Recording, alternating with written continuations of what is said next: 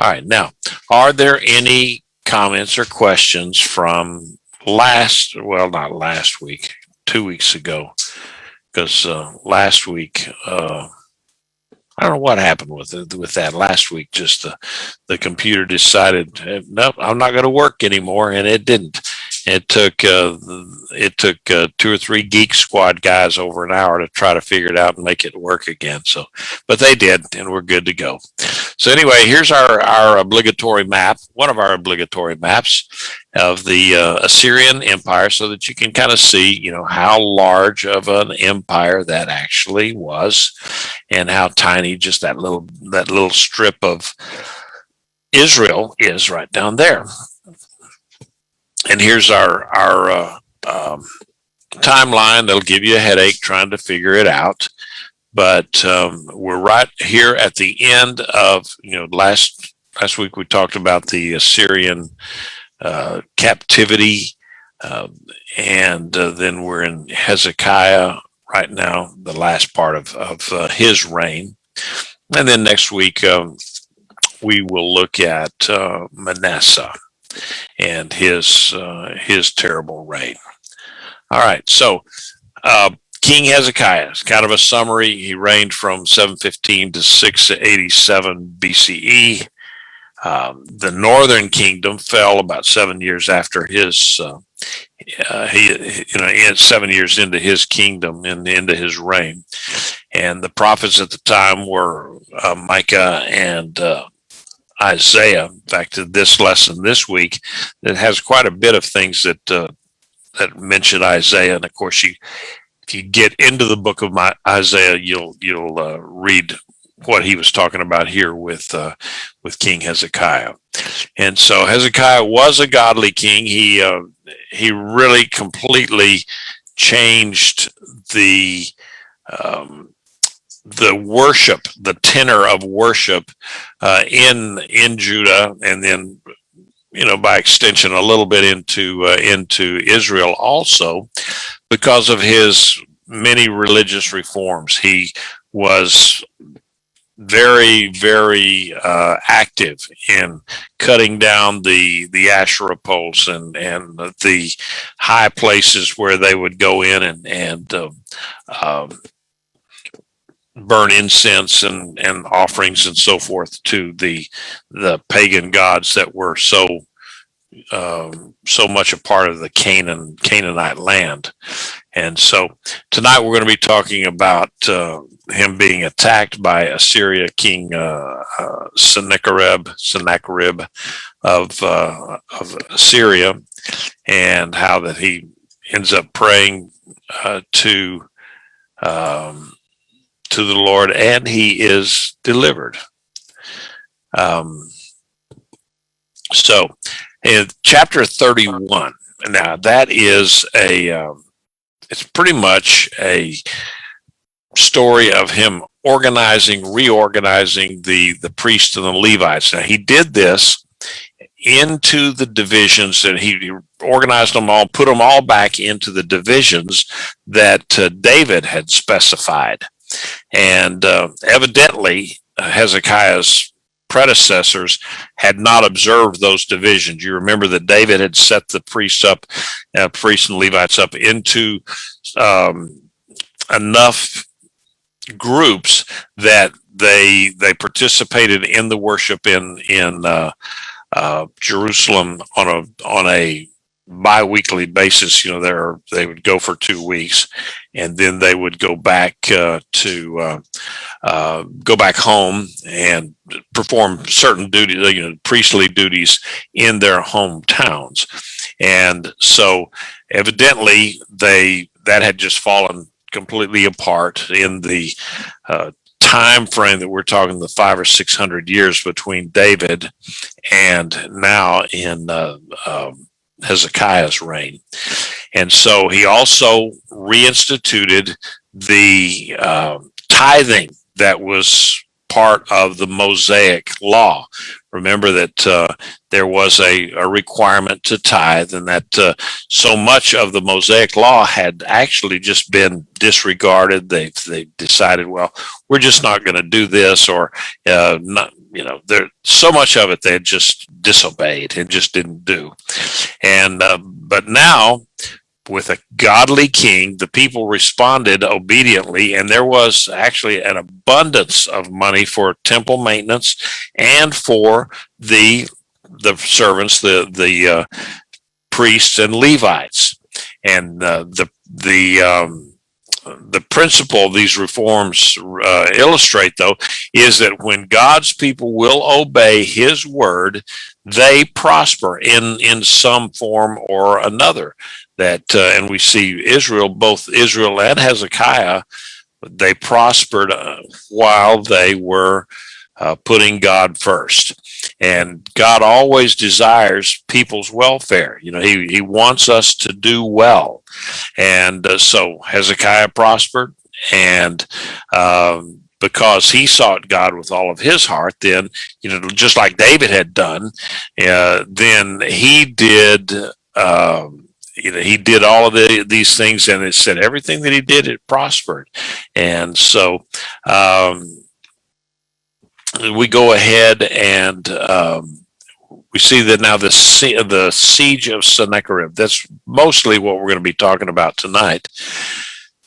And you'll see that it is in these parts, 2 Kings 18:13 to 19:37, and in 2 Chronicles, the whole chapter of 32, and then also in Isaiah. If you read 36 and 37, you'll see the interaction that Isaiah had with Hezekiah and some of the prophecies that he foretold for what was going to happen with Hezekiah.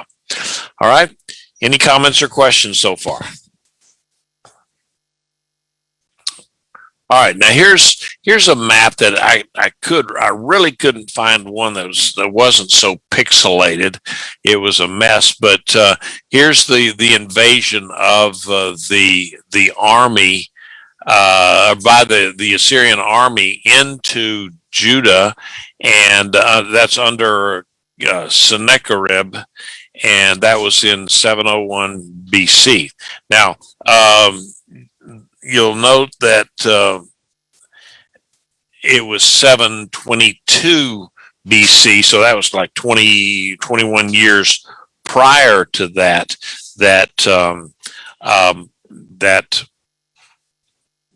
Samaria had fallen to the Assyrian king there. All right, and so then this is just some of the battles that they had there, and at first Sennacherib took Joppa. From there, the Assyrians savaged the Judean kingdom, and eventually marching up and surrounding the capital city of Jerusalem.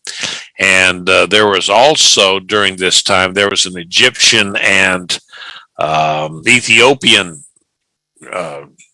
coalition that had come up here at the instigation of Hezekiah to come up here and try to fight against the invading Assyrians. But the Assyrians were they were overwhelming, and they were a very formidable enemy. And so basically the Egyptians, the Ethiopians, they were badly defeated. And so as a result, then all of this area of Israel, Judea, there was never, ever again another revolt, as it were, against Assyria. Now, Assyria then eventually was defeated by the Babylonians, and then that's a different deal altogether. But anyway, the Assyrians kept hold of this land then until they were defeated by the Babylonians, and then of course the Babylonians are the ones that came in and took Judea and Jerusalem in the temple fell in 586 BCE. Okay, now see, here's another map of that's maybe not so cluttered. You still can't read the things once you get them so large. But you can see how that they had come down, and then they had this battle here with the Egyptians, and then after that they came back down around to Lachish and at Lachish, whatever. They pretty much devastated that town. They had the siege engines and so forth, and they pretty well just smothered it. And from there, then they sent the army up to Jerusalem to take on Jerusalem. Now, Jerusalem was a much harder city to take because they had good defenses and good resources that Lachish probably did not have. Okay, so let's just go right into the some of the scriptures here that we've got tonight. And then after these acts of faithfulness, what they're talking about is all the reforms and the Passover that we talked about a couple of weeks ago. Sennacherib, king of Assyria, came and invaded Judah. And he encamped against the fortified cities, intending to break into them for himself. When Hezekiah saw that Sennacherib had come and intended to wage war against Jerusalem, he consulted with his officers and warriors and about blocking the waters of the spring outside the city, and they supported him. Okay, they did that, and here's a newspaper report of the battle against Lachish, and where they had the siege engines and so forth. And this came from one of the palaces that was up in Assyria, and so it's really well preserved to be able to see it with this kind of detail. But they had already taken Lachish by the time they came up to Jerusalem. So now, in spite of all that Hezekiah had done, he had all of these reforms, to where he'd taken down the Asherah poles and taken the high places and destroyed the altars and things like that. In spite of all of that, then you would think that if this was a fair world, then Hezekiah would not have been attacked by Sennacherib. But that's what I tell people all the time. Don't try to put God in a box where you said, well, this is the way it should be. You would think that because if a person is doing the right thing all the time, then nothing bad is going to happen to them. And we've seen it time and time again in our own ministry and lives, where you're doing everything that you know how to do, and you feel like you're worshiping God how you should be doing. You're paying your tithes and doing all of those things, and still your life just seems to go right down the old toilet, and it's just all sorts of things happen to you. Well, in this case, this was a test for Hezekiah. God was giving him a test as to, okay, how are you going to react to all of this? And so Sennacherib had come down, and he had actually conquered everything around Jerusalem, all of the surrounding cities, all the surrounding state areas. And so all that was left was Jerusalem and a small area around Jerusalem. Hezekiah's kingdom was pretty much gone at that point. And so here he is, what can he do? And so we go ahead and where he's talking about after these acts of faithfulness, that was, remember, the last time we met, we talked about he had the Passover Seder and had invited all the people up in Israel to come down to the Passover Seder and celebrate Passover, because they hadn't done that in years and years. And so the people did come down, and they were so enthusiastic about the whole thing that when they finished the the Passover. Then they went to their own homes up in Ephraim and Manasseh and the other places where they'd gone up from the northern tribes. They went up there and they tore down the Asherah poles themselves and got rid of some of the high places, the altars, the alternate worship sites and temples, and they got rid of them themselves too, because they had a renewed zeal for the Lord after they had the Passover down there in Jerusalem under Hezekiah. So that's what they're talking about after these acts of faithfulness. Now,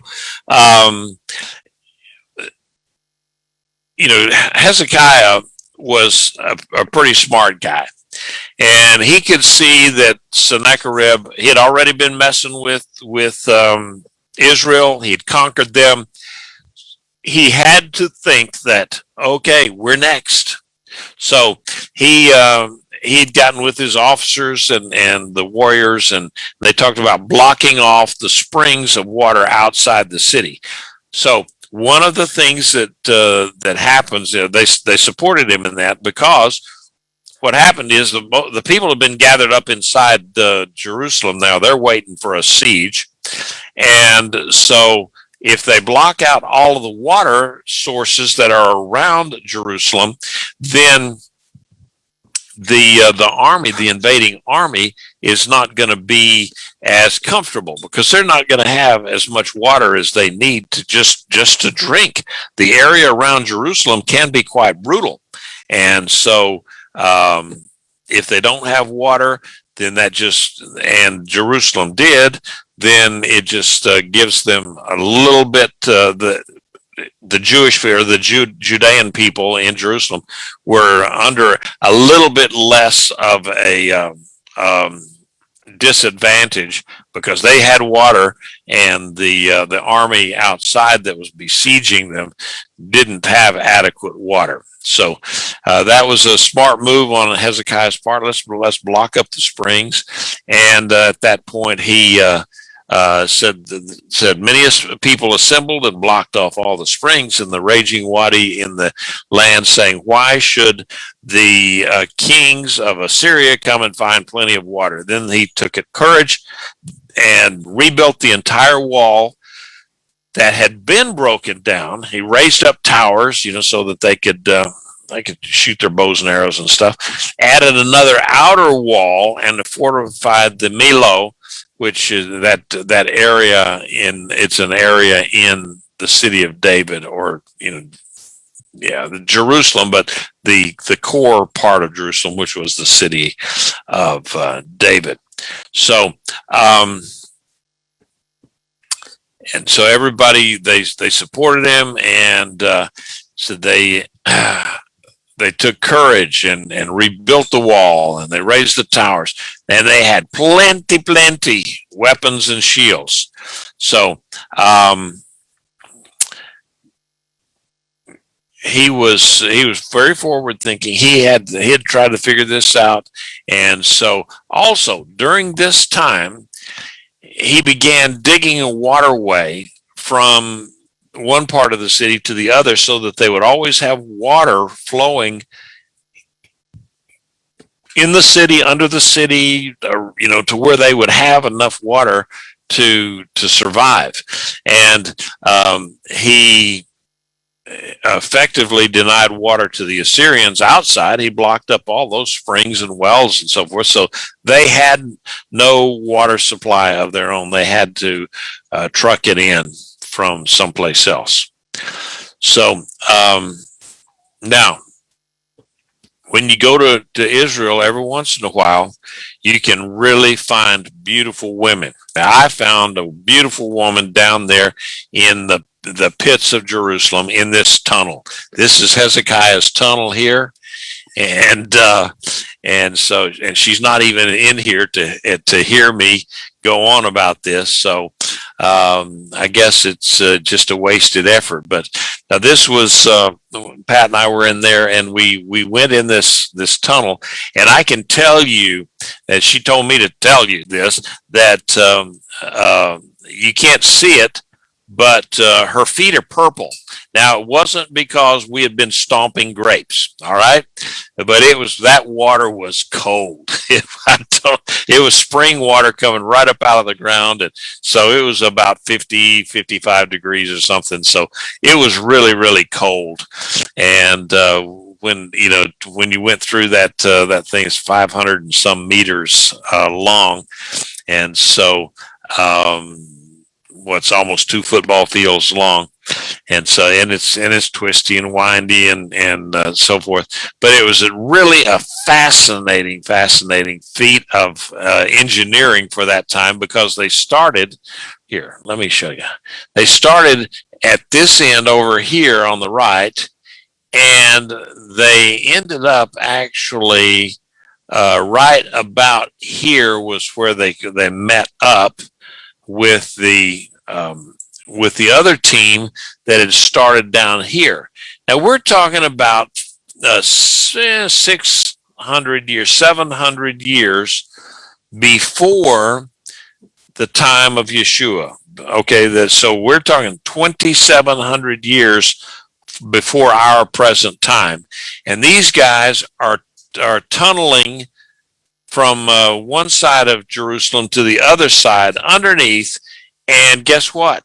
They met in the middle. They actually did meet. And so we can kind of just speculate a little bit as to, okay, how did they do that? That was quite a feat. And part of it was that part of it was God helping them, because they went to, that tunnel. It's the water will flow. It doesn't. It just doesn't back up on them and stuff like that. It flowed. It was living water, because it was just going through there, and it flowed from up here at the Gihon Springs down to the pool of Siloam, and so it was flowing. And so the gradient, but it wasn't like it was flowing so fast that it was like a big white water rapids. No, it was just a gentle flow. And so the gradient was correct. And the idea that they can go through there and actually meet up. And so there is did I put it in? Yeah. Okay. Here's an inscription of a stone that they had put in there, and you can see right there where it's talking about how that they had made this tunnel, and they met up in the middle of it, and so forth. And what, you can't read that? Oh, come on! We're going to have to learn some better Hebrew here. But now there was actually a stone in there, a little commemorative plaque that they had put in there 2,700 years ago. Now the original of that plaque is in a museum someplace, and they put a duplicate up there in it. But it was just kind of fun to think about. Here they met, and they were talking about how that when they were trying to meet up there, and how do they meet up? And so you'd have workers on one side tapping on the rock, and others on the other side tapping, and so they're going through there, and so, oh, I hear the tapping. Oh, over here, just a little bit to the left. Okay, we'll keep on digging through the rock there, and then oh, no, they're tapping just a little bit to the right over here. So we need to keep moving in that direction. That's how they, in some ways, once they got there close enough, they were tapping on the walls of the tunnel, and then that's how they knew where to go. And so it really was a feat of engineering for that time frame, to be able to go from one side of the city to the other and meet in the middle. And so it was quite interesting. All right, any comments or questions about that so far?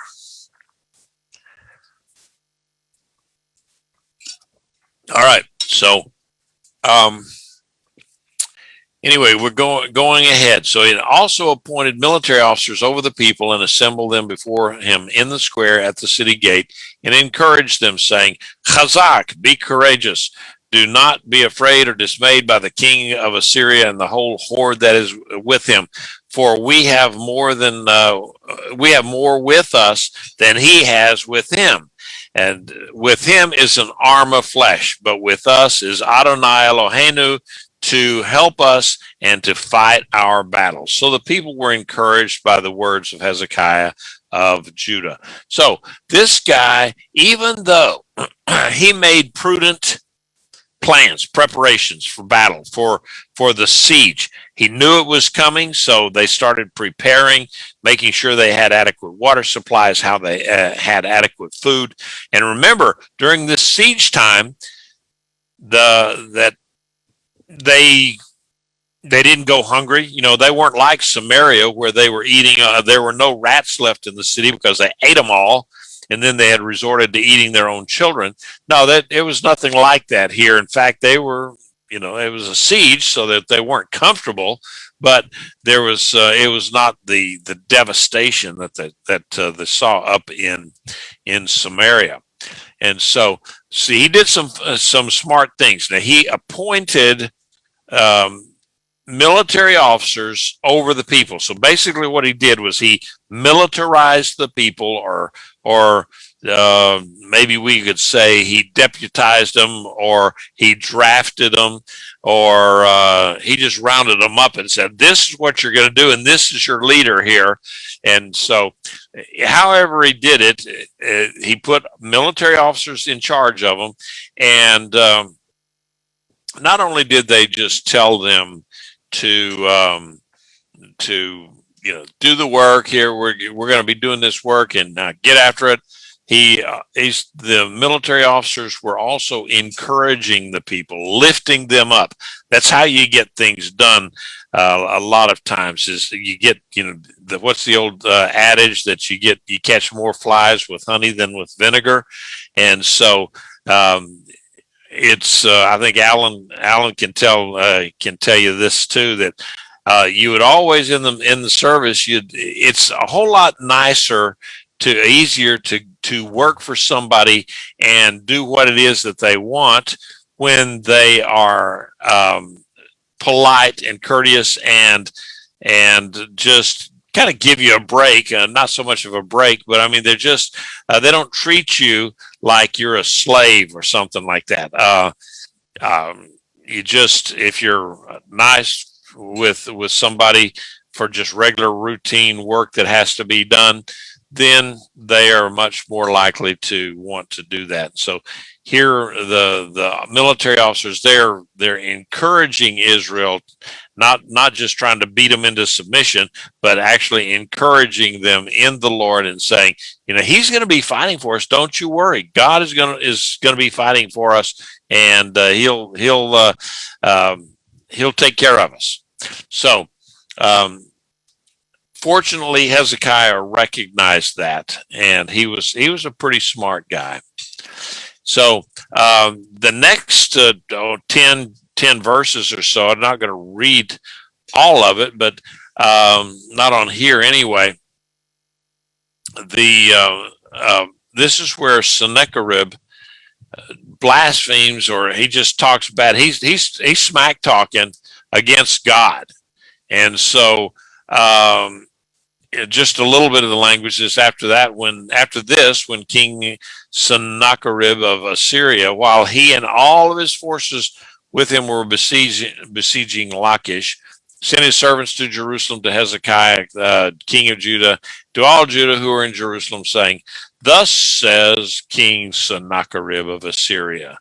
And then he goes on and says, "What are you relying on that you would stay in Jerusalem under siege?" So he's going out there. In fact, in 2 Kings 18, it talks about they sent a general out, one of Sennacherib's generals, sent him out there so that he could start just trash talking, and it's basically propaganda. They had their own Baghdad Bob there, who was putting out the propaganda for against everybody, and certainly against God, that this is the way our king says it is, and yeah, too bad about you and your little puny god. That's kind of what they did. They tried to. It was a disinformation and a morale busting campaign on the part of Assyria, trying to get the people to just basically give up before they actually started the fight. And so he's saying in 2 Kings 18:32. It says, now don't you listen to Hezekiah when he misleads you by saying that Adonai will deliver us, because they're saying, no, he's not going to deliver you.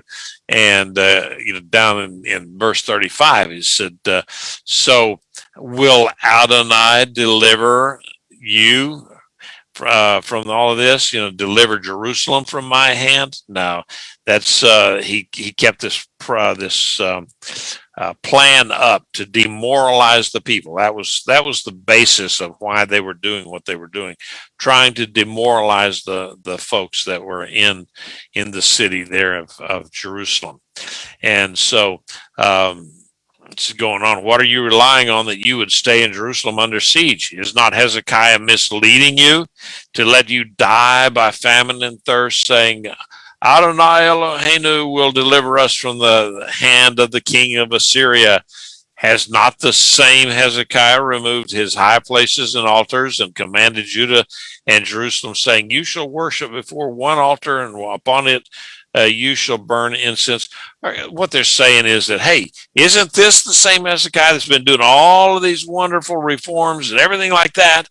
And yet here we are, we're besieging you. You're on the bad end of the spear here.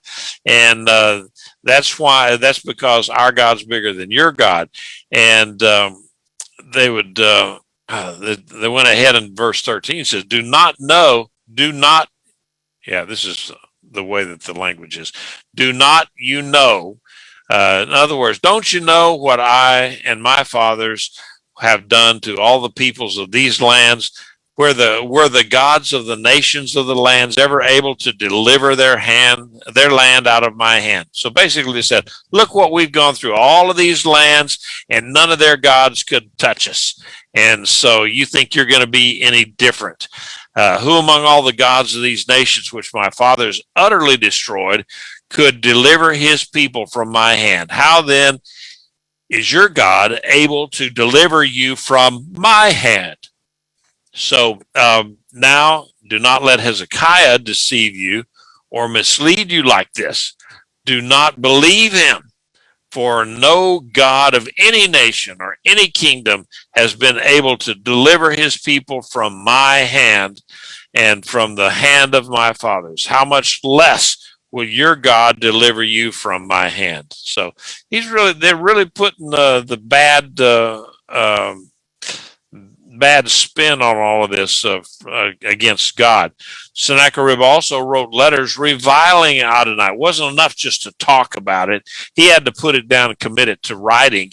And he kept up the same thing, just the same stuff. And so then they would come down around the walls, and then they would shout up there in Hebrew about how that their God has abandoned them, and how bad it's going to be. Remember, these Assyrians, they're the ones that when they conquered somebody, if somebody put up a fight and when they conquered them, they would many times flay the person alive, meaning they would tie them up and then skin them while they're still alive. And that was pretty much, that was a heck of a punishment back in those days. And it hurt a lot, especially if they used dull spoons instead of a knife to skin you with. But it was a bad thing to be captured by Sennacherib and the Assyrians. And so they're trying to just scare the people into surrendering before they even have a fight. That was all they were trying to do. So they spoke against God of Jerusalem as the gods of the peoples of the earth made by human hands. So basically they're saying, see, your God is nothing more than the gods of all of these other lands which we've conquered that quick. So again, big disinformation program. So then King Hezekiah received the letter from the hands of the messengers and read it. Then Hezekiah went up to the house of Adonai and spread it before Adonai. Hezekiah prayed before Adonai, saying, Adonai, God of Israel, who is enthroned upon the cherubim. You alone are God of all the kingdoms of the earth. You made heaven and earth. Incline your ear, Adonai, and heart, and hear. Open your eyes, Adonai, and see. Listen to the words of Sennacherib that he has sent to mock the living God. It is true, Adonai, the king of Assyria have devastated the nations and their lands, and have cast their gods into the fire, for they were not gods, but the work of human hands and wood and stone. So they have destroyed them. Now, Adonai, our God, save us from his hand, so that all the kingdoms of the earth may know that you alone, Adonai, are God. So the people there, and Hezekiah leading the people, he's got this prayer down that okay, God, they're saying all manner of evil stuff about you, but we're still your people, and we believe that you can take care of us. And it's basically what they're trying to do. And you got to hand it to Hezekiah. If you look at the history of the other kings of Israel and Judah, when the tough got going, gets going, when the what's that? When the going gets tough, the tough get going. Well, no, when the going gets tough, the tough leave. And so that's what they're trying to this whole thing here, that trying to scare the people, and Hezekiah's on the other side of it saying, no, look, we've got God on our side. We've got this. He's got our back. And so what did he do? He got this letter from the messenger. So he knows, okay, it's done. It's time. Even though Hezekiah had taken and stripped out the temple and the palace of all the gold that he had just put on there during his early reign, now he's stripping it all off and gave it to Sennacherib, and he says, okay, that's good. No, only kidding. I'm still gonna come over there and besiege you and take you and kill you and do all sorts of bad things to you. Even though now I got your money too. So Sennacherib, not a good person. And so we're going ahead where that Hezekiah reminded the people, said, look, God is faithful, and he is going to take care of us. In fact, he reminded God, hey, look, all these things that I've done, don't you think I could use a little bit of help here? And so that's exactly what God was asking, was testing him about, was, are you going to be faithful to me? And so Hezekiah definitely was faithful to the Lord. All right, therefore, thus says Adonai concerning the king of Assyria. Now, some of this stuff is coming from Isaiah in the Second Kings. They're talking about it, and then sometimes in Chronicles. But you can also look over in Isaiah. I think it's in 36 and 37, those chapters, where he is coming back to Hezekiah with these prophecies. It says, the prophecy concerning the king of Assyria, he will not come to the city, nor shoot an arrow there, or come before it with a shield, or throw up a siege ramp against it.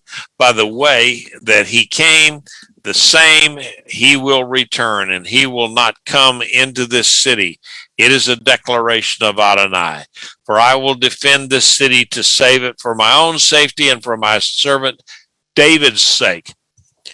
Then it came about that night, the angel of Adonai went out and struck down 185,000 men in the Assyrian camp.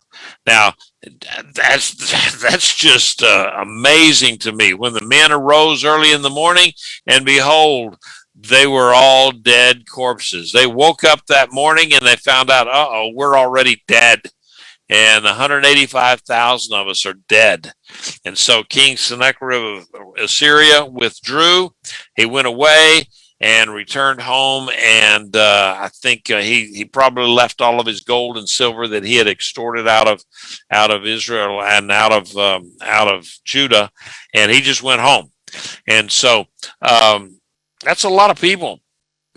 This defeat that God said that he would bring on them would be a total defeat. There wouldn't be any of this just half measures of, okay, I'm not gonna go in and destroy your city, but you're gonna have to pay me a gazillion shekels every year, and then there will be peace. Now that's a half measure. Now Sennacherib was gone. He would never mount a big campaign against Judah again, and by that time, then he was getting more and more involved in warfare against Babylon, and so he had his hands full with Babylon. So, but God said that through Isaiah, said they're not even going to shoot an arrow in your direction. So that, in other words, they're going to come up there. Remember, they didn't have any water either, so they're kind of limited in where they could go and stay. And he said they won't even shoot an arrow. There won't be any siege ramps. And actually, there won't even be an attack whatsoever. There will be nothing.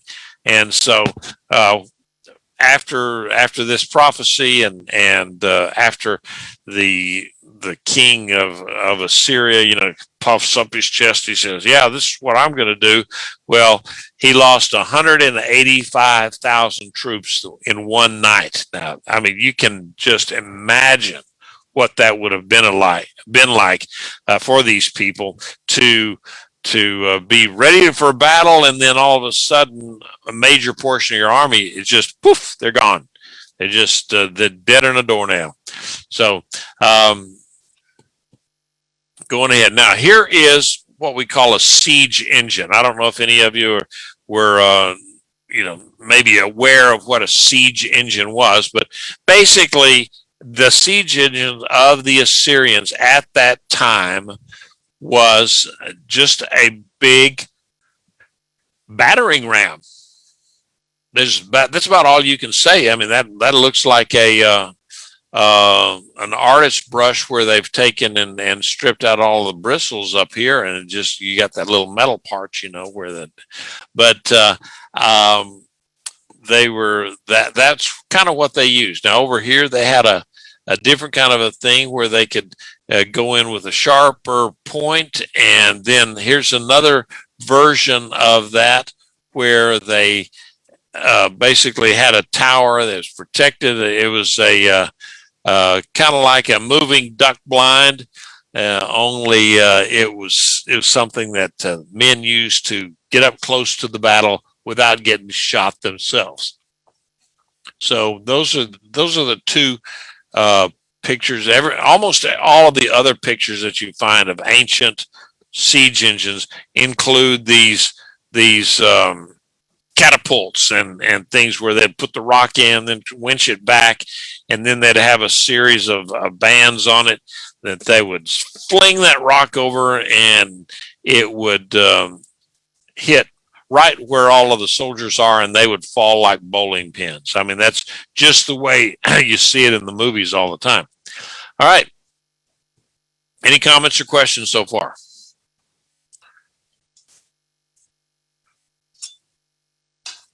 Okay, now if Carl was here, he'd be asking me some questions. So you guys, you need to step up here. So anyway, 2 Kings 19, one day he was worshiping, he meaning Sennacherib, in the house of his god Nisroch. His sons Adramelech and Sarazer struck him down with the sword and escaped to the land of Ararat. It's kind of over in Turkey. Then his son Esarhaddon became king in his place. All right, so we see what happened actually to Sennacherib. He got it, and he got it in the worst possible way. His own two sons did the deed. So that's got to be that's adding insult to injury on everybody. So going ahead, then the last part of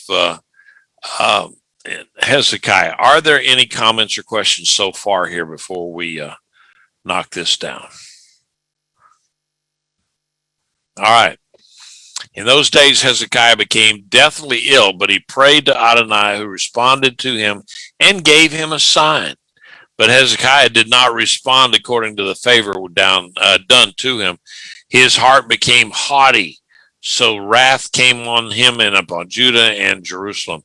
Then Hezekiah humbled himself for the pride in his heart, but both he and the inhabitants of Jerusalem, so that the wrath of Adonai did not fall upon them during the days of Hezekiah. So here Hezekiah was. You can read more about that in 2 Kings 18, and so let me see where I can. If I read that, if I put that, but there it's a little bit different in 2 Kings. It's a little bit more of a informed story where he had something wrong with him, and it didn't say until later on. But he turned his face to the wall and started to pray. Now, one of the things that Hezekiah, he had only been ruling for like 14 years at this point. So this is kind of, as it turned out, it's about halfway through the course of his total reign, which was going to be 29 years. But so he's halfway through this thing, and he just pleads to God to please let me live on. Let me have some more years, because here he was at 25 and he had reigned for 14. So he wasn't even in his 40s yet, and he's got this disease. And Isaiah came to him and he looked at him and he says, "Yep, you're going to die." And because he said, "Yeah, because God told me you're going to die." And so Hezekiah prayed very earnestly. So it must have been quite the prayer, because Isaiah had already pretty much declared the death certificate there for Hezekiah, that he was going to die, and that's all there was to it. But he prayed to the Lord, and because of that, God heard his prayer and gave him a reprieve. He gave him 15 more years. But at the same time, he gave him the 15 more years. Hezekiah, yeah, he served the Lord, but it wasn't with that same zeal that he had before. And so, yeah, he lived another 15 years beyond the 14 that he had already been in office as the king. But it was more of a struggle, especially because they still had the problems with the Assyrians harassing them all over the place. So and some of the others, so they still had problems with harassment and just the problems of a king back in those days. So God gave him 15 more years, and that's quite the deal. Where God had already said, "Look, you're going to die." He had told Isaiah, "Hezekiah, you're going to die." And Hezekiah, then he said, he turned his face to the wall and just cried out to God and reminded him of all of those things that he had done, and that he really did need a miracle, and God gave it to him. He spared his life for 15 years. Now, there was a problem with that, because the Bible says Hezekiah did not respond according to the favor done to him. God gave him 15 years, and Hezekiah just kind of blew off God, and he was still serving him, but he wasn't with that zeal, and said his heart became haughty, so that wrath came upon him and on Judah and Jerusalem. But now here's where Hezekiah proves himself to be more of like the man of David, where he said he humbled himself for the pride in his heart, both he and the inhabitants of Jerusalem, so that the wrath of Adonai did not fall on them during the days of Hezekiah. So now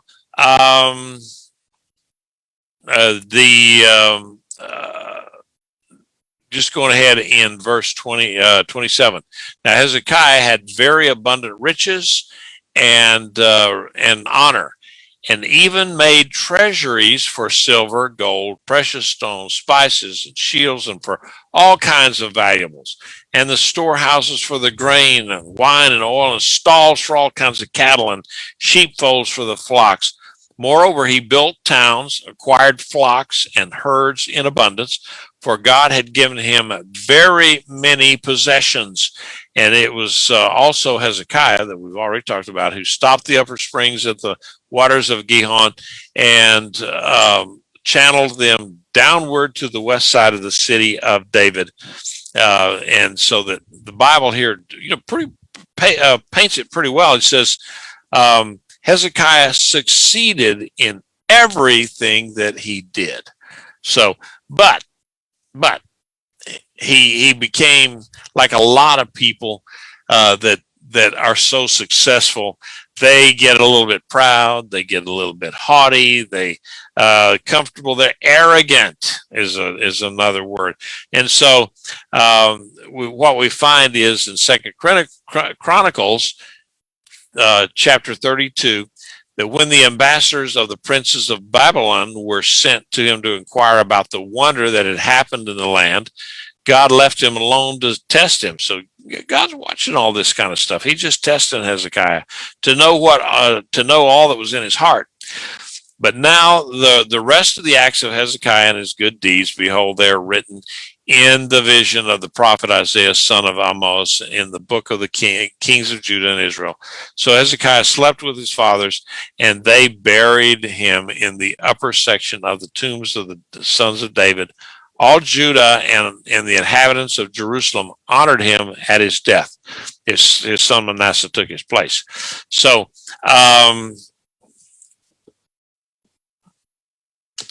if you look in 2 Kings 20:10 through 21, that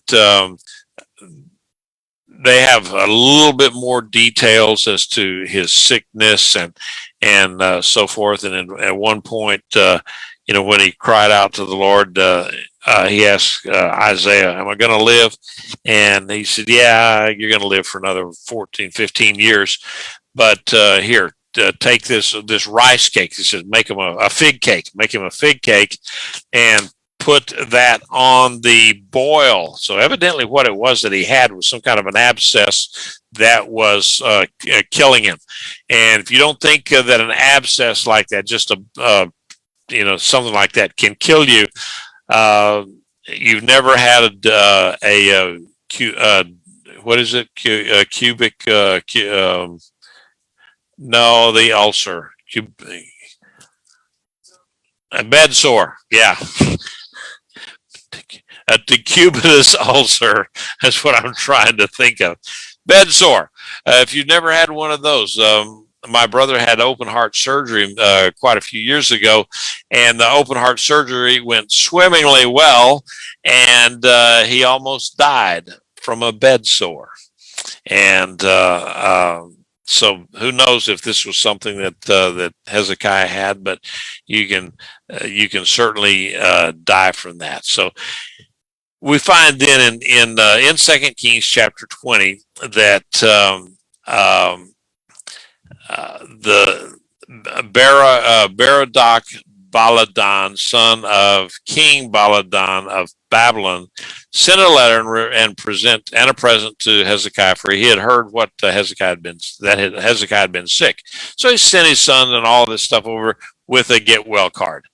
And so Hezekiah listened to them, showed them his entire treasury house, everything, the silver and the gold and the spices and the precious oil and all of those things that he showed him. And, this would be like, I don't know, giving away state secrets, I guess you would say. And because now these Babylonians know just the full extent of his gold and where he keeps it and all that kind of stuff. So sure enough, when they came back down 100 years later, those guys had written up the really good notes, and the guys that invaded them had really taken up real good notes. So, and Isaiah asked him, he says, well, what did you show him? Hezekiah said, well, I showed him everything, every single thing. And Isaiah told him, he says, now you hear the word from Adonai. It says, the days are coming when everything in your house, which your fathers have stored up to this day, will be carried to Babylon. Nothing will be left, says Adonai. Moreover, some of your descendants who will issue from you, whom you will father, will be taken away and will become eunuchs in the palace of the king of Babylon. Okay. And there's no reverse in that one. So when then Hezekiah said to Isaiah, good is the word of Adonai which you have spoken, for he thought, is it not so if there will be shalom and security in my days? So basically, my goodness, what's happening is Hezekiah says, yeah, okay, that's going to happen later on. But for me and right now, that's going to be good. It's kind of like in today's world where they're giving away money and our country is going deeper and deeper and deeper in debt.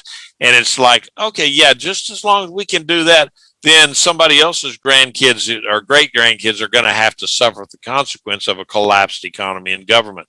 But for us right now, we're good, and so basically that's kind of what is happening here with Hezekiah. All this judgment that's going to come on him is going to be after he dies. He says, okay, that's good. We're good. And so, that's what happened. And then the rest of the, his things that he did, that we've read all about them. And he says that, he was buried with his fathers in an upper chamber of where the other kings were buried. And that was the end of the reign of Hezekiah. And then it says, and his son Manasseh became king in his place. Okay, now that is a statement that is just fraught with so much stuff. It's definitely one of those cliffhanger things, and you don't even know it's a cliffhanger yet, because Manasseh turns out to be one of the worst, if not the worst, king of the post-Solomonic Solomon's reign, and the split kingdoms and so forth. So that's how Hezekiah ended his tenure as the king. Not a bad record, and he did, I'd give him an A minus for all of it, because right there at the end, he faded at the end. That's all you can say. He didn't do so well toward the end. All right. So any comments or questions tonight? Okay, I got to read the chat. According to the BibleStudyTools.com, the book of Jonah was an event that would have occurred between the chapters of 2 Kings 14 and 15. This gives us some perspective on Jonah's intense hatred of how the Assyrians, and specifically the immense city of Nineveh, especially if Jonah's city was one of the 46 that was devastated by Sennacherib's war campaign. Yep, Jonah was very, very, very anti-Assyrian. And you can't blame him for that, because they were a ruthless people, and and when they conquered, they did terrible, terrible things. So that's why he didn't want to go up there, because he said, look, if I go up there, I preach such a good message, and you're going to be giving me the words. These people are going to be falling all over themselves, repenting, and you, God, you're so merciful, you're going to give them another chance. And I don't want that. I want them to die. And so that's part of the background then as to why he wanted them to die. Okay. So, all right. So that is the lesson for tonight. Are there any comments or questions? Jonathan's on. No, that no, that's I don't know that. I don't think that's Jonathan Cooney. I think that's another Jonathan. Okay. So any comments or questions with now, one thing I do before we leave, though, I did want to mention that I didn't get the word yesterday from Tabitha Cooney, but the Jeannie McGuckin had requested prayer for Michael, because he's very, very despondent over his disease and the some of the treatments that they're trying to give him. It's not working very well for him. So keep him in your prayers, because he really does need it. It's terrible disease, Parkinson's, and he really has a hard time with it. It's a terribly debilitating, frustrating disease, as you feel your whole body just failing you.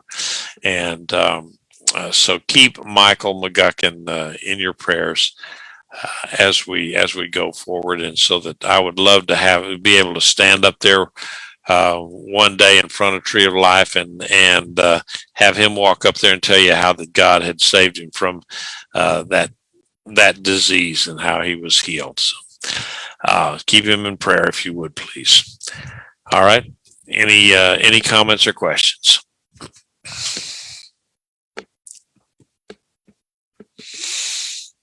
Okay, now the next time we meet, we'll be looking at the reign of Manasseh, who was just not a very good king at all.